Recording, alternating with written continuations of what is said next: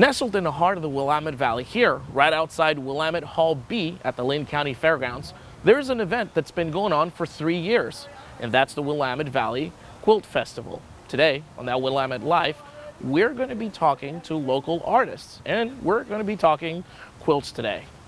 Stick around.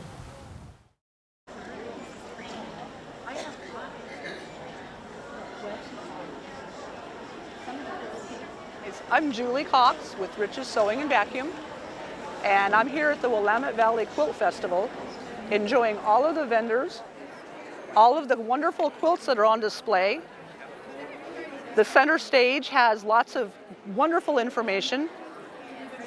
We've got nice food carts also. Gnome Nuts has some really good food, just telling you. And lots of people coming to view the quilts, buy fabric that they need to add to their stash. So this is the 3rd year we've done the Willamette Valley Quilt Festival. The first year we did it, we did not take up the whole expo space. We have grown and our vendor number has increased, which is wonderful because, you know, everybody likes to partake in the festivities and the variety of fabrics that are here. Lots of different vendors. There's the cotton patch. There's 3 chicks and a rooster. There's threads that bind. I think it's 2 chicks and a rooster. But I think there should be 3. Anyway. But yeah, Latimer quilts, lots of demonstrations. In fact, there might even be times when we blow this place up open and expand to different classrooms and things like that. So keep watching and check out the website more often. See what kind of opportunities there are for purchasing fabric classes. There's ruler work information that's going on. We've got Sew Steady that has all of the rulers and feet for doing ruler work. And there's lots of customers that come by and say, "Hi, how you doing? Haven't seen you for a while." So that's always fun. In fact, there's a couple of them coming right now. But yeah, so Willamette Valley Quilt Festival, 3 years running, and we're going to be doing it even more. So hope you can come down and enjoy the whole experience. It's just a wonderful experience. So I can't wait to see you.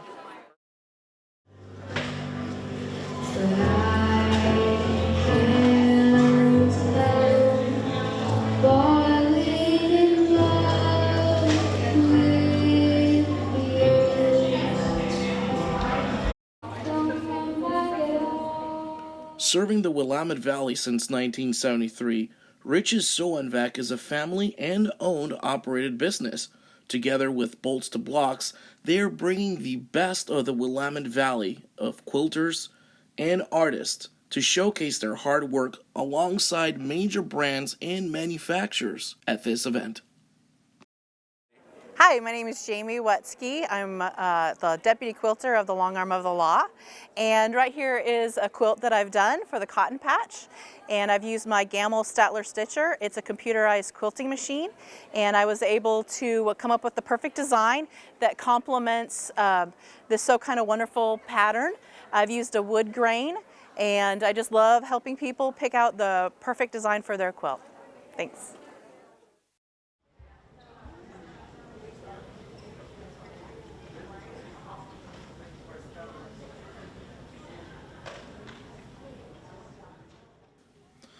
Living through both the Communist Russia and Nazi Germany occupation of Poland as a child and witnessing what would be considered very disturbing for an adult, Wanda emigrated from Poland in 1951 at the young age of 21.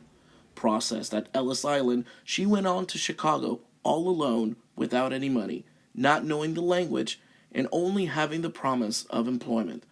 Wanda lived nearly 70 years working hard alongside her husband of 62 years to raise and provide for their family, having a positive impact on the community and live the American dream.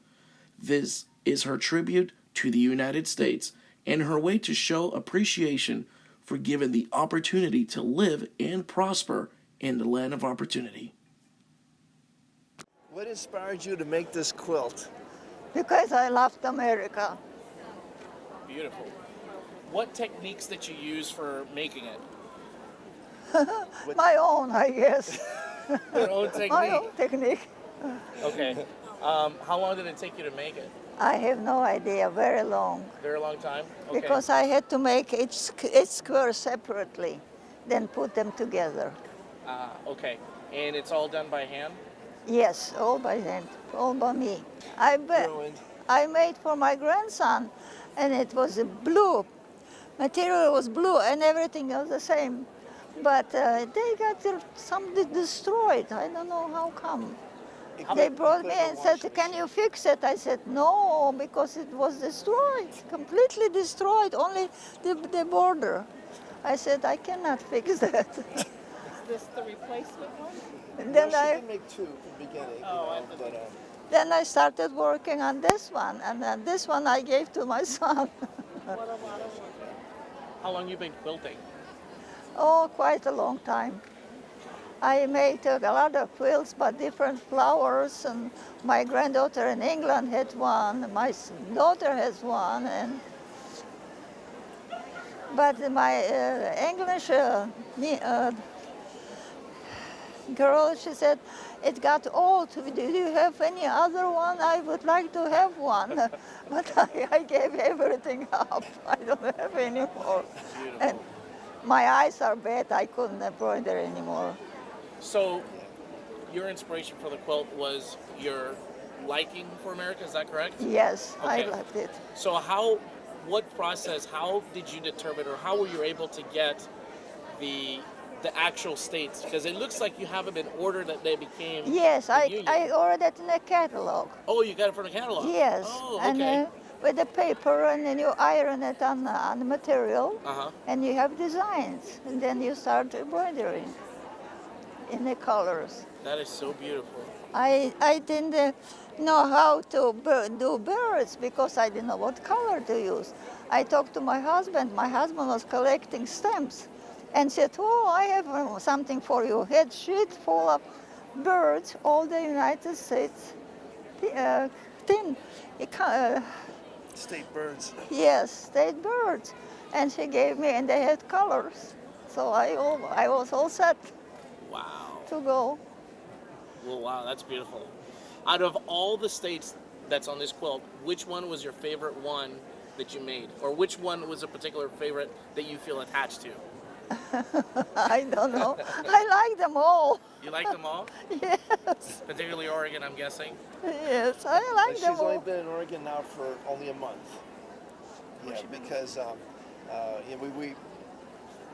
I grew up in Chicago, and then she came from Poland originally. Grew up in Chicago, and then they moved.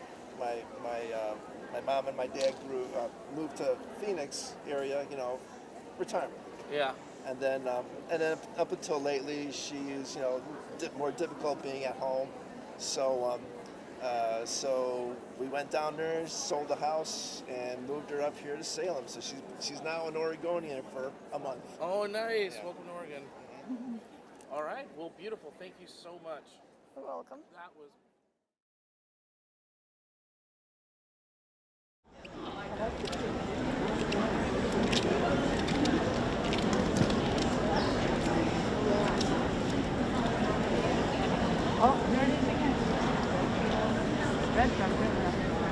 Oh, well, I was named after my grandmother, who was named after an Indian woman who saved her at birth. And the Indian people had homesteaded around my great-grandparents' farm in the 1860s. I call this quilt a safarian thread, and that's because it has all the animals most of them are from Africa, but there are some from Asia.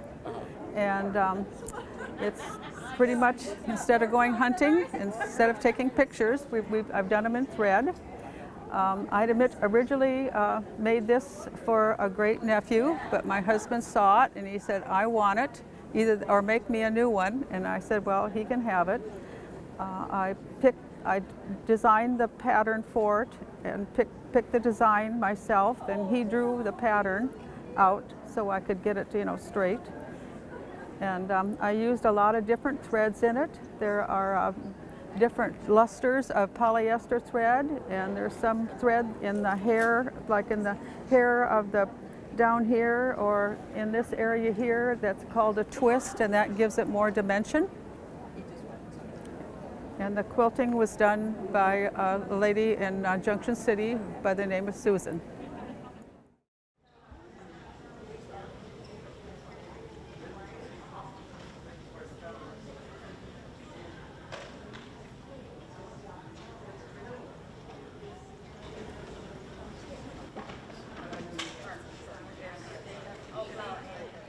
Hi, my name is Carol A. I'm with the Quilts of Valor group in Salem, the Salem Star Valor Quilters. The purpose of this group is to create and award Valor quilts to all currently active, retired people who have served in the military. They don't have to have been deployed, just the fact that they are in the military, and it's all branches. It's Seabees, it's Guards, it's Coast Guard, and all the other areas of service in the United States. You don't have to have been deployed or have carried a weapon or been injured. There are other groups that serve those purposes, like Wounded Warriors, that award quilts. So what we do is we volunteer our time and the materials. We don't do any real fundraising. We're all pretty much working on donations and out of pocket for us. My husband is a veteran. He did 3 tours in Vietnam, and so this whole project is really close to my heart. Currently, we have about 31 members in our Salem group. There are chapters, groups all around the nation. Originally, this program was started in Alaska, and we are well on our way to having awarded 300,000 quilts since the inception of the program.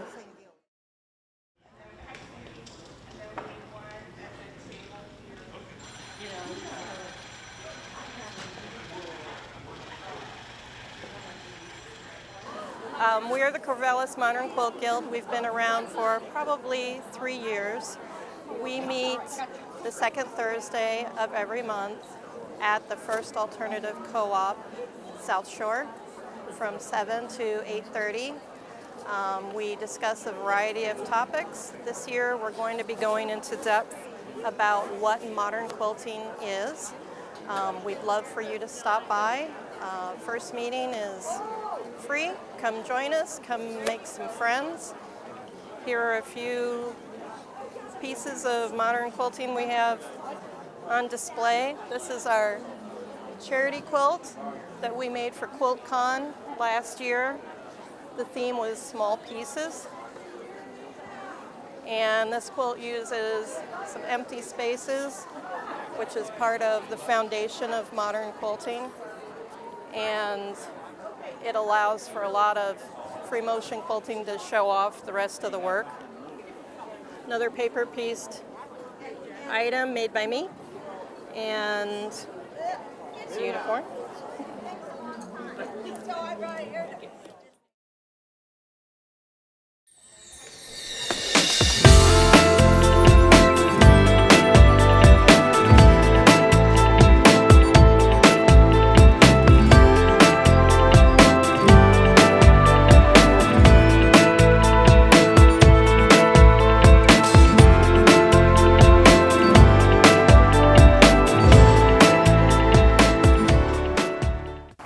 And there you have it. Thanks so much for watching That Willamette Life. I'm John, and I'll see you next time.